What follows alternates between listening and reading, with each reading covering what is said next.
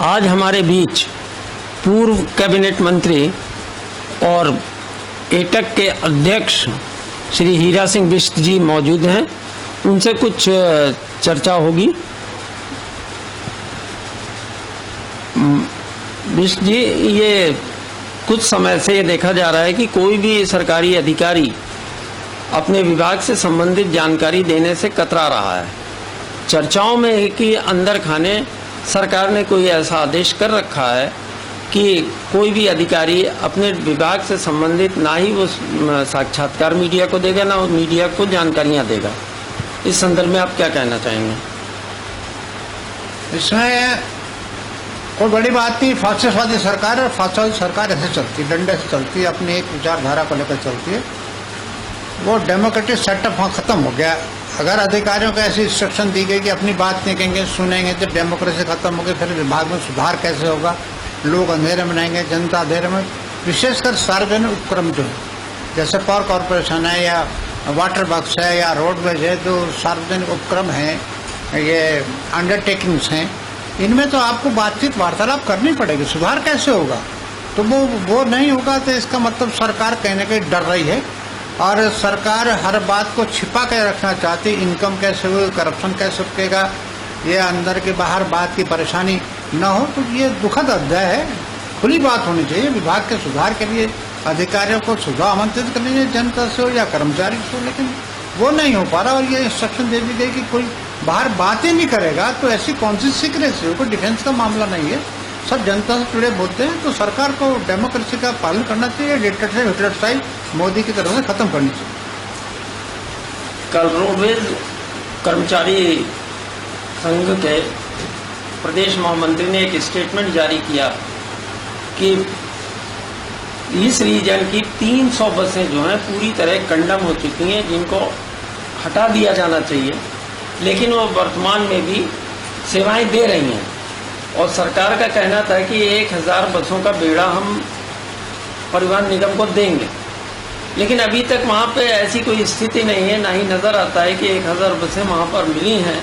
और 300 बसें अगर कंडम हो जाती हैं तो क्या वहाँ पर जो कंडक्टर और ड्राइवर हैं, चालक परिचालक, वो क्या हाथों पे हाथ धर के बैठेंगे? ये बड़ा गंभीर प्रश्न है, क्योंकि परिवहन निगम जनता से जुड़ा मुद्दा है, जन सुविधाओं के लिए संचालन व्यवस्था प्रदेश में होती है। हमारे टाइम पर जो 800 बसें खरीदी गई थी वही घसीटी जा रही हैं। वॉल्वो भी थी, सेमी वॉल्वो थी, एसी थी, जितनी भी थी, उससे हमने सारे स्टेटों को नॉर्थ इंडिया के जोड़ा था। यूपी था, जयपुर था, मध्य प्रदेश था, चंडीगढ़ था, पंजाब था, शिमला था।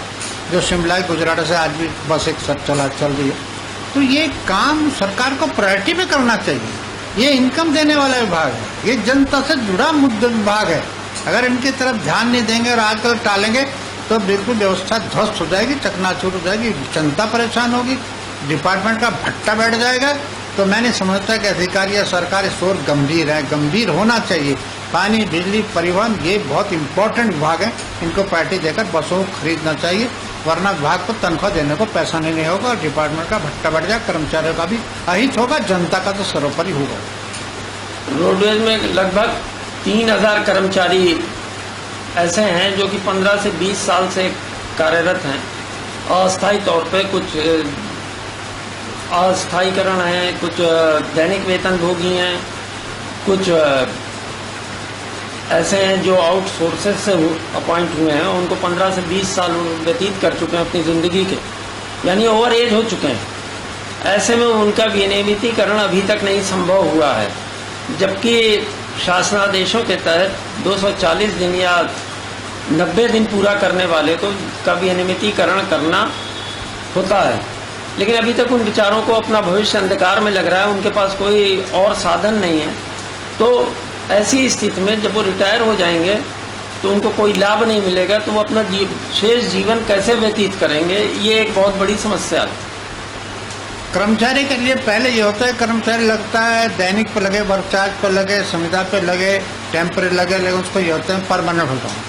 परमानेंट को उसके सारे पेंशन के, ग्रेट्युटी के सारे अधिकार मिल जाते हैं, बच्चों की शिक्षा दीक्षा का अधिकार मिल जाता है, तो वो इससे कर्मचारी चाहता है। लेकिन रोडवेज जैसे जो सारे नियमों को ताक पर रखकर आज भी कर्मचारी की सांस अधर में लटकी है, कि उसको रिटायरमेंट के फायदे जब परमानेंट नहीं होगा तो ग्रेजुटी और उसमें पेंशन फर्क पड़ेगा। बच्चों की शिक्षा दीक्षा है तो वहाँ कानून व्यवस्था कुछ नहीं है। भ्रष्टाचार की भेंट चढ़ा है परिवहन निगम। कुछ भ्रष्ट अधिकारी जो एक जगह 20-20 साल से बैठे हैं, हिम्मत नहीं सरकार की, मंत्री का, सचिव की कि उनको हिला दें।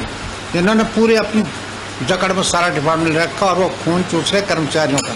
उससे जनता का भी अहित हो रहा है। जब आप बसें नहीं खरीद देंगे, इनकम का डिपार्टमेंट है, फायदा देने वाला है, तो जनता से जुड़ा मुद्दा है, तो बसें खरीदो, चलाओ। पहाड़ों को जो हमने हर हेडक्वार्टर को जोड़ा था, पहाड़ का, मैदान का, सबको पूरे दूसरे मैदानी सारे राज्यों से संपर्क किया था राजधानी से, तो उस व्यवस्था को मजबूत करो ना।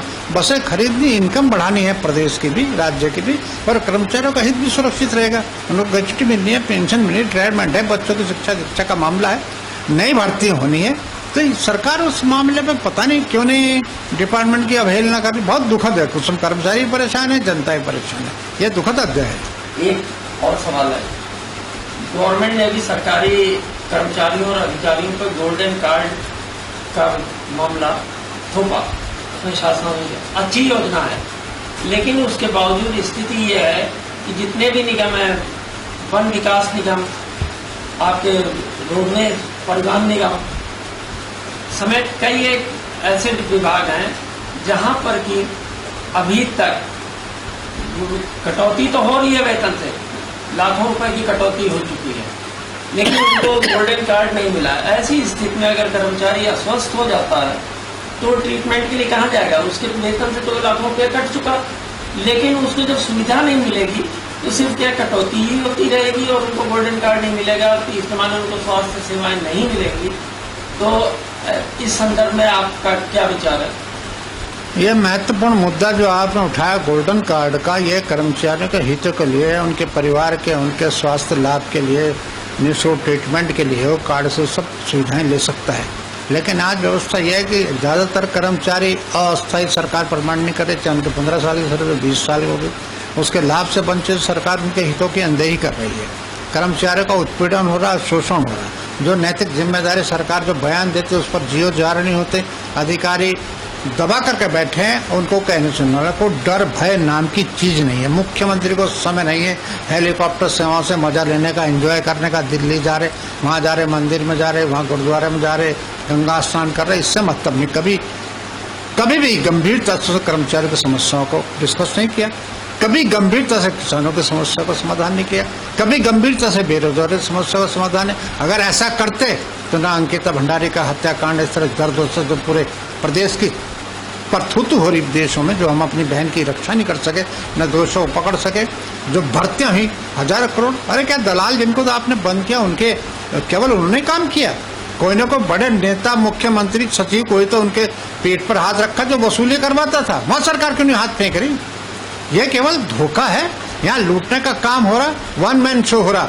जैसे दिल्ली में अमित शाह और मोदी, उत्तराखंड में धामी के अलावा कोई मंत्री काम करता नहीं दिखाई देगा आपको। न करने दिया जाता, करने वसूली करो, अटैची लो, दिल्ली चले जाओ। ये उत्तराखंड लूटने के लिए बना है। जो भावना हमारे शहीदों की थी, जो मर गए, जिन्होंने जेलें काटी, उससे हटकर है। हमारा करेक्टर भी ऐसा होगा, कोई विधायक बोलने को तैयार नहीं, कोई संघर्ष करने को तैयार नहीं है। तो ये भ्रष्टाचार की भेंट चढ़ा राज्य। इसमें उत्पीड़न किसका हो रहा? बेरोजगार का, कर्मचारी का, किसान का। ये हो रहा सारे भर्ती